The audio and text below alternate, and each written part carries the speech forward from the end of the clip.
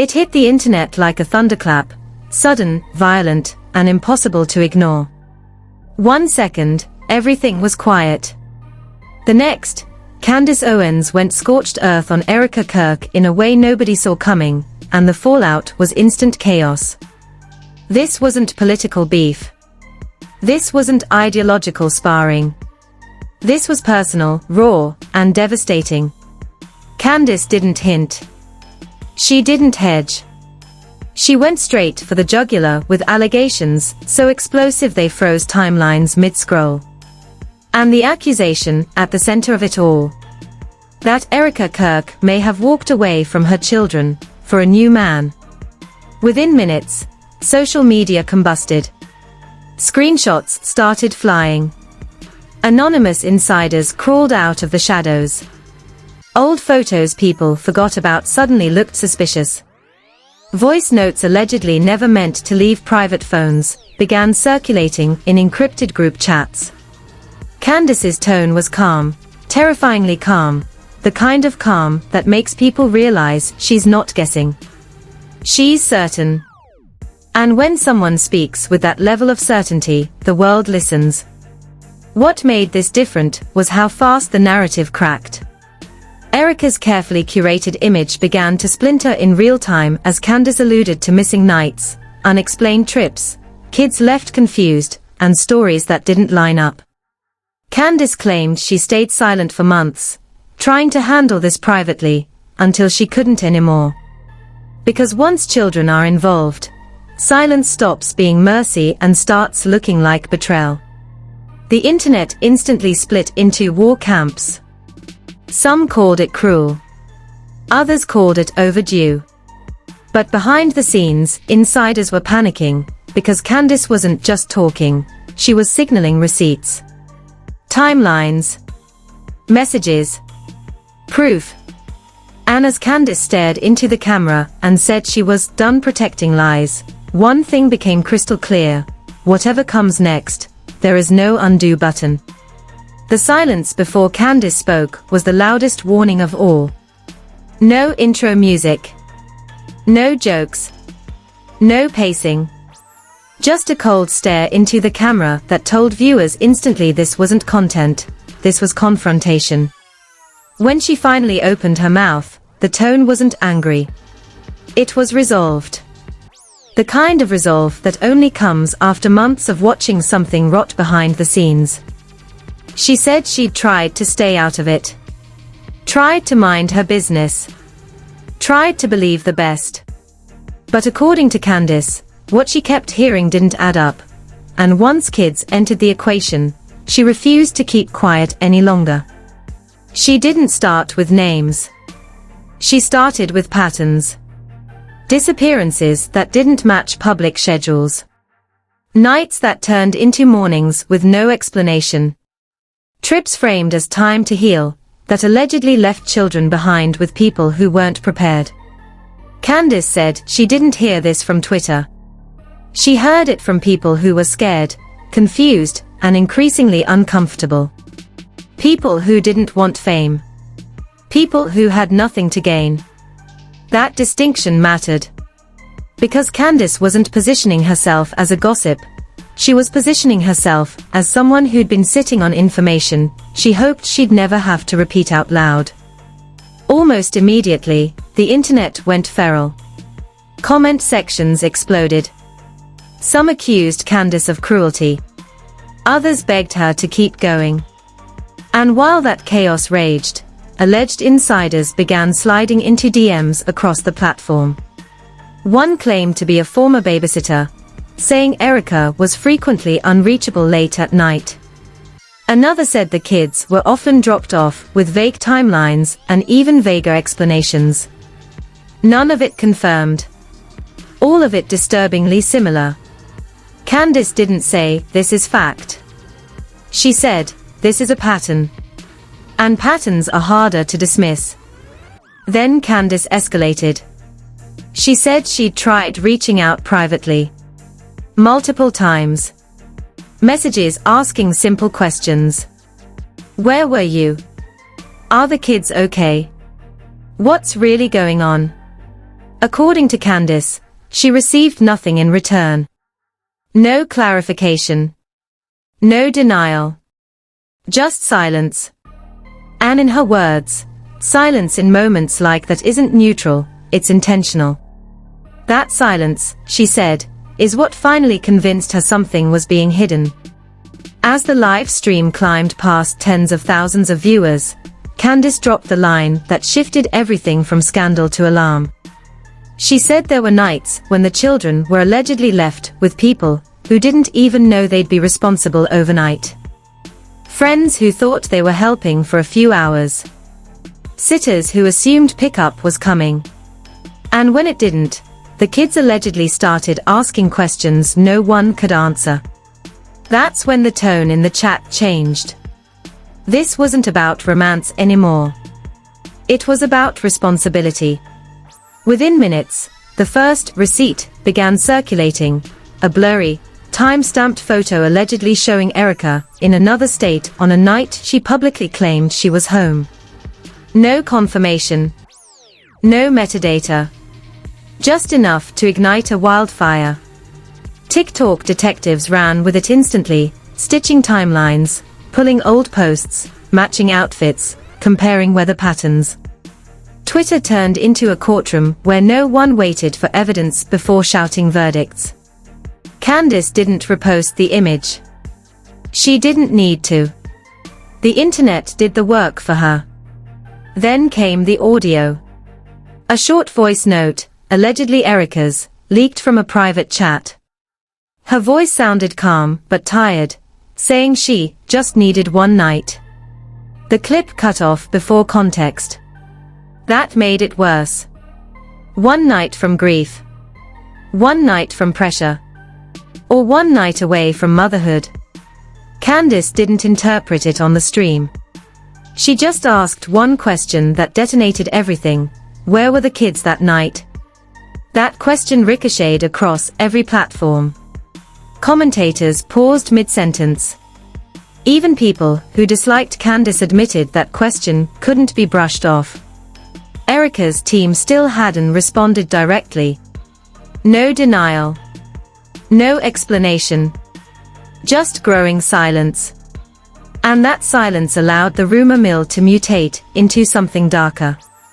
Behind the scenes, sources claimed Erica's advisors were panicking. Calls were allegedly made asking Candace to stop. To reconsider. To think about the optics. Candace reportedly refused. According to her, optics stopped mattering the moment kids were confused and adults refused to explain why. She said she wasn't interested in humiliating anyone, she was interested in truth. Then a second wave of alleged leaks hit. Screenshots from an internal group chat, supposedly involving people close to Erica, referencing handling the kids during her absences. The phrasing alone sent shockwaves. Handling how? With who? For how long? Again, nothing confirmed, but the implications were explosive. Candace reacted visibly on stream, jaw tightening, voice dropping. She said this wasn't how grieving works. This wasn't how healing looks. And if she was wrong, she welcomed a clear denial. Still none came. Celebrity reactions started surfacing indirectly. Quotes about children before everything. Posts about truth eventually surfacing. Nobody named names. Nobody wanted to be the first to step into the blast radius. But the message was obvious. This wasn't being dismissed quietly. Then came the twist that cracked Candace's certainty. A private message reached her mid-chaos, claiming the story was incomplete. According to this anonymous source, Erica hadn't abandoned the kids. She'd taken them somewhere secretly. Somewhere she believed was safer. Candace paused the stream shortly after, visibly shaken. Because if that was true, everything changed. Recklessness turned into fear. Neglect turned into flight. And the story took a turn nobody expected.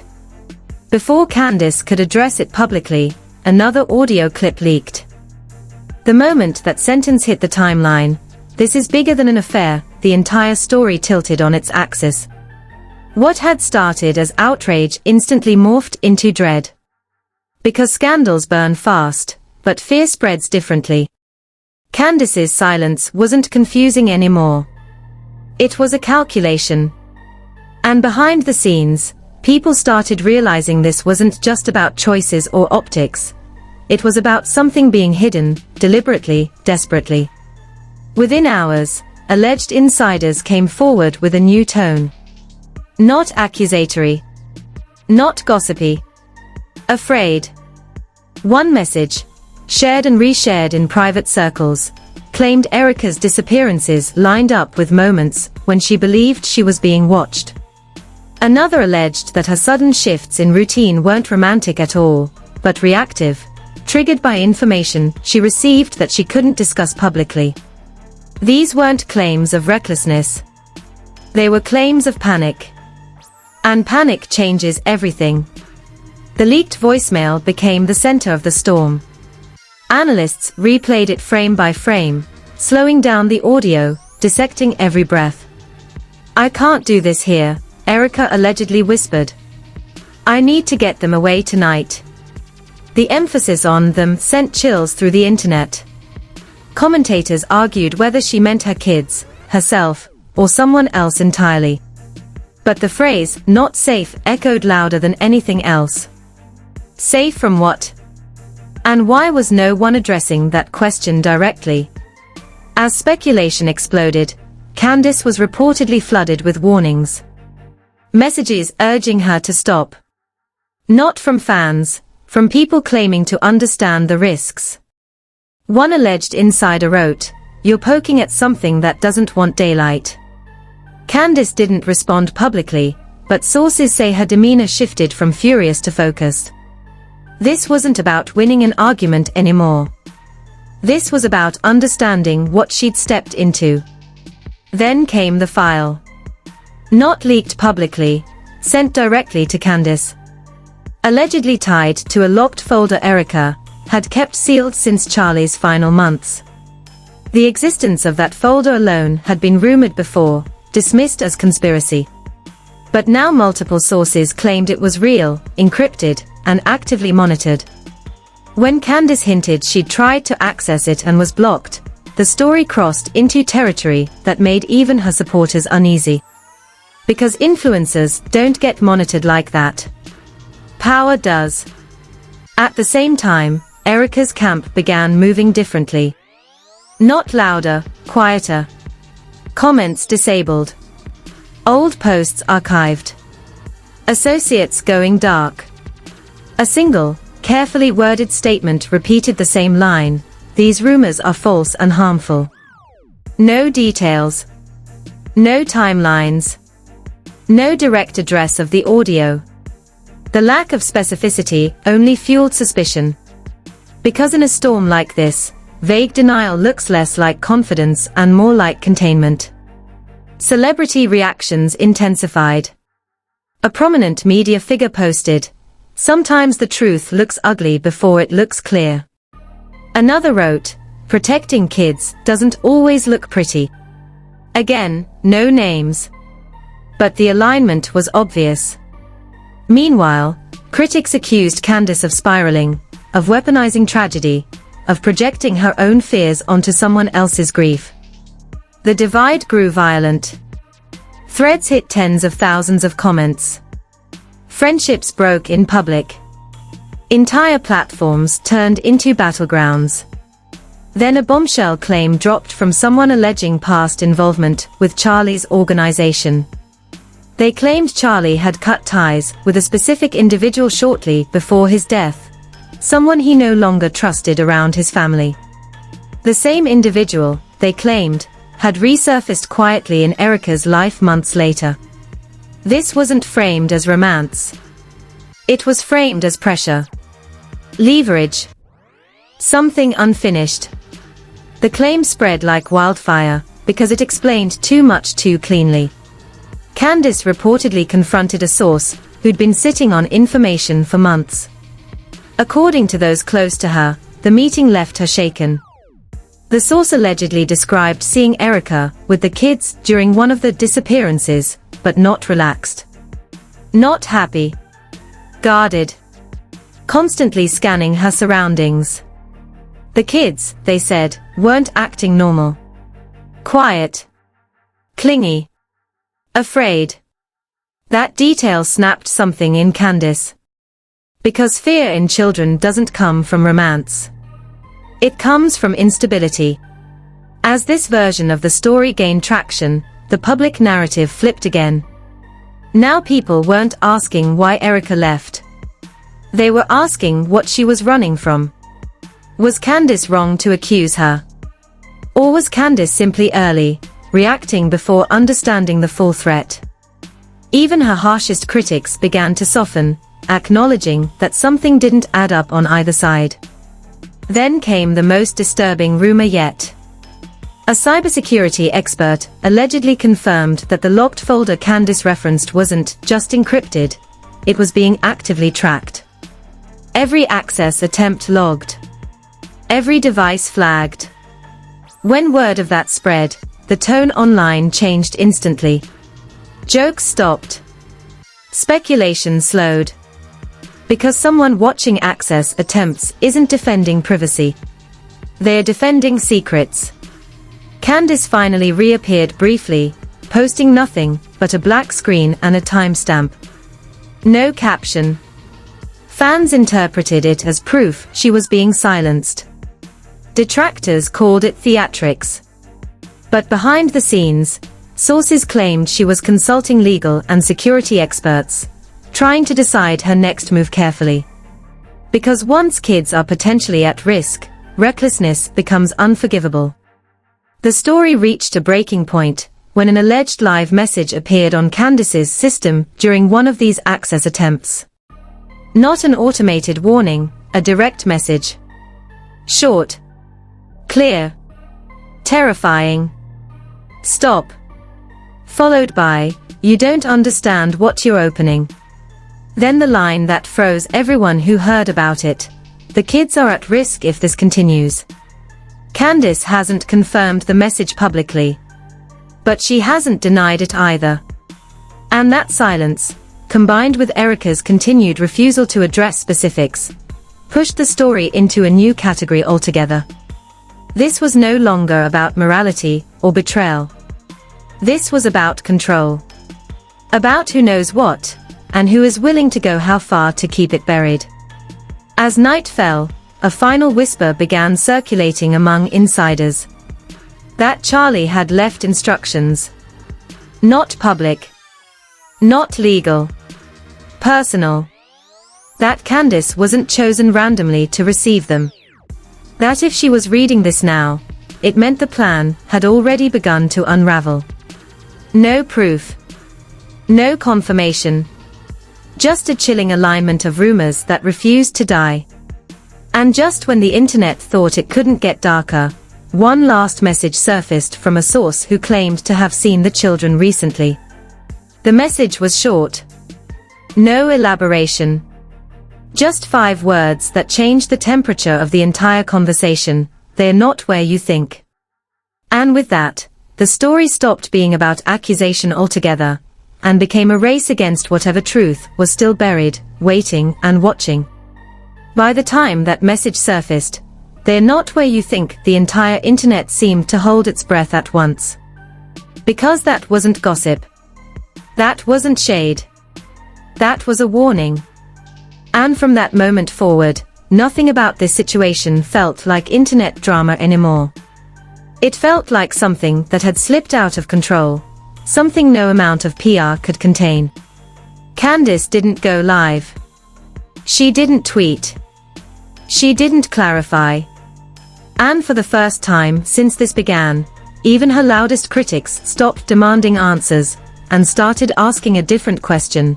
Why would someone say that unless they knew something? According to multiple so-called insiders, Candace immediately shifted from public confrontation to private action. Calls were made. Not to influencers. Not to bloggers. To people who don't trend. People who don't talk. Because it suggested Candace now believed Erica's actions were real, the disappearances, the secrecy, but that the reason behind them was not romance. It was fear. Immediately, two opposing narratives exploded. One side claimed Candace had gone too far and was now backtracking. The other believed something far more serious had been uncovered, something that reframed every earlier accusation. And in the middle of that chaos, a new leak surfaced. An email. Allegedly internal. Allegedly recent. The subject line alone was enough to ignite panic. Containment strategy, do not loop Candace. The body of the message was heavily redacted, but one line remained visible. If the November material surfaces, we lose control of the narrative permanently. Control of what narrative? And by whom?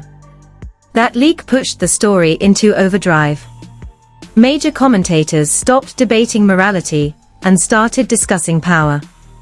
Who had the ability to monitor encrypted folders? Who could issue real-time warnings? Who benefits from silence? The speculation was relentless. And through it all, Erica still hadn't directly addressed the kids' whereabouts. Then came the most unsettling development yet. A short clip appeared on a fringe platform before spreading everywhere else. Grainy. Shaky. Allegedly taken from a distance. It showed Erica with the children in a public place days earlier than anyone realized. The kids looked withdrawn. Not playful. Not distressed, just alert. Watching. The person filming whispered something off camera, then stopped recording abruptly. No confrontation. No explanation. Just enough to unsettle anyone who watched it.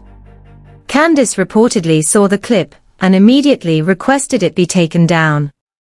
That request alone changed how people viewed her role. If this was clout, why suppress evidence? If this was an attack, why protect the kids' privacy now? For the first time, even hardened skeptics admitted something didn't fit the usual influencer drama pattern. Then a final alleged communication surfaced, not leaked, but hinted at by multiple sources independently. A message sent to Candace, warning her that public exposure would force decisions that can't be undone. Not threatening language. Strategic language. The kind used by people who think several steps ahead. Candace didn't respond publicly. But according to those close to her, she made a choice right then. No more speculation. No more partial truths. Either everything would come out, or nothing would. And that's when Erica finally moved. A statement appeared, longer than the others, still carefully worded, still avoiding specifics, but this time acknowledging fear. Acknowledging safety concerns. Acknowledging that not everything about her movements could be shared publicly. She did not confirm or deny a relationship. She did not address individual nights. She focused on protection. On privacy. On threats she could not responsibly explain yet. The internet exploded all over again. Some called it confirmation. Others called it manipulation. But one thing was undeniable, the tone had changed. This was no longer about defending an image. It was about buying time. Candace responded hours later with a single post. No accusations. No receipts. Just this, if children are being protected, then the truth must be protected correctly. I will not be rushed. That statement deflated the outrage and replaced it with unease. Because when someone known for confrontation suddenly slows down, it usually means they've learned something that changed the stakes. Insiders now claim legal counsel, security experts, and third-party mediators are involved behind the scenes. Not influencers. Not content creators. People whose names never trend. The internet, for once, is behind the curve. And now the story sits in an unbearable pause. No more leaks. No more voicemails. No more blurry photos. Just two women on opposite sides of a truth neither can fully explain publicly yet, and children at the center of a narrative everyone claims to care about, but no one fully understands. Was Candace wrong to go nuclear before knowing the full picture? Or was her explosion the only reason the deeper story surfaced at all? Was Erica reckless? Or was she terrified? And most importantly, who else knows what's really inside that locked November file? Because if even half of the rumors are true, this was never a scandal. It was a warning. And the people scrambling now aren't afraid of public opinion. They're afraid of what happens when the full truth finally comes out. Before you click away, understand this. Stepping out now means missing the moment where this story stops being speculation and becomes something far more serious. This isn't just influencer drama you can catch up on later. This is one of those rare situations where every new detail changes how the entire narrative is understood, and once the truth settles, there will be no rewrites,